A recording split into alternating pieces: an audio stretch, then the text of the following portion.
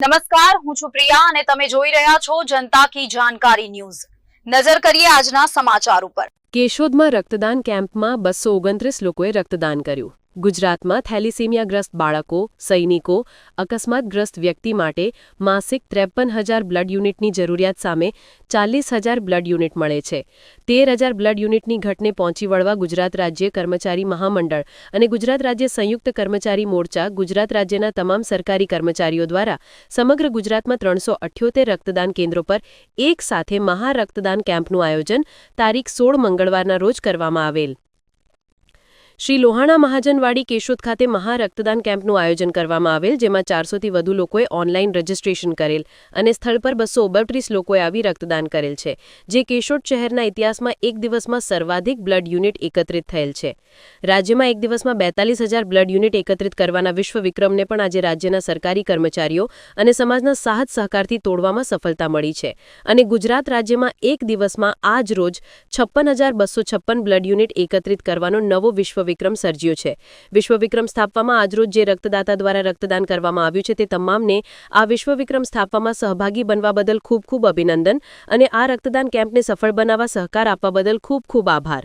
રક્તદાન મહાદાન એ સૂત્રને આજરોજ કેશોદ તાલુકાનો નાગરિકોએ ખરા અર્થમાં સાકાર કરી બતાવ્યું છે અને રક્તદાન વિશે વધુ જાગૃતતા લાવવાથી રાજ્યમાં બ્લડ યુનિટ ઘટને ચોક્કસપણે પહોંચી વળવા ગુજરાત રાજ્ય સક્ષમ થઈ શકે તેમ છે, તેવું દીપેન અટારાએ વિશ્વાસપૂર્વક જણાવેલ છે।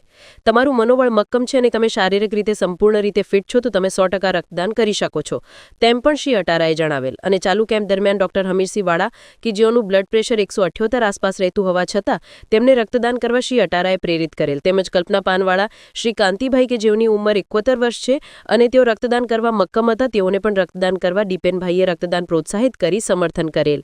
આ રક્તદાન કેમ્પમાં દાદા, દીકરા અને પૌત્ર તેમજ પતિ પત્ની અને એક જ પરિવારના 3 થી 5 સભ્યોએ સપરિવાર પણ રક્તદાન કરી ગર્વની લાગણી અનુભવી છે।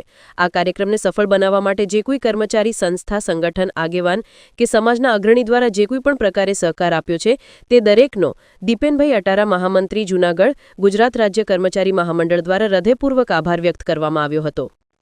રિપોર્ટર નરેશ રાવલિયા, કેશોદ। જય જલારામ। હું દીપેન અટારા, મહામંત્રી જૂનાગઢ જિલ્લા ગુજરાત રાજ્ય કર્મચારી મહામંડળ।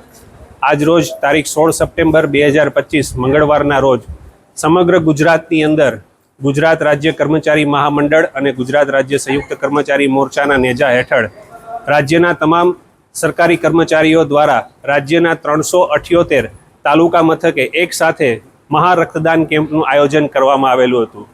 આ રક્તદાન કેમ્પનું આયોજન કરવા પાછળનો આશય એક જ હતો કે રાજ્યની અંદર થેલેસેમિયાગ્રસ્ત બાળકો અને સૈનિકો માટે અને અકસ્માતગ્રસ્ત દર્દીઓ માટે દર માસે 53,000 બ્લડ યુનિટની જરૂરિયાત રહે છે, જેની સામે 40,000 બ્લડ યુનિટ ઉપલબ્ધ રહે છે।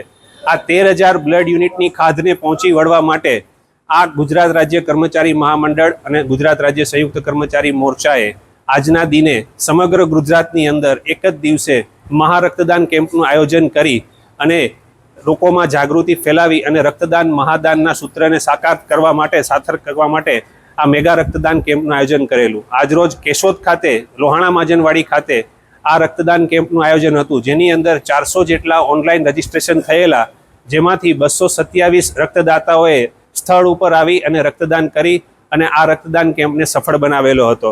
અને અત્યાર સુધીમાં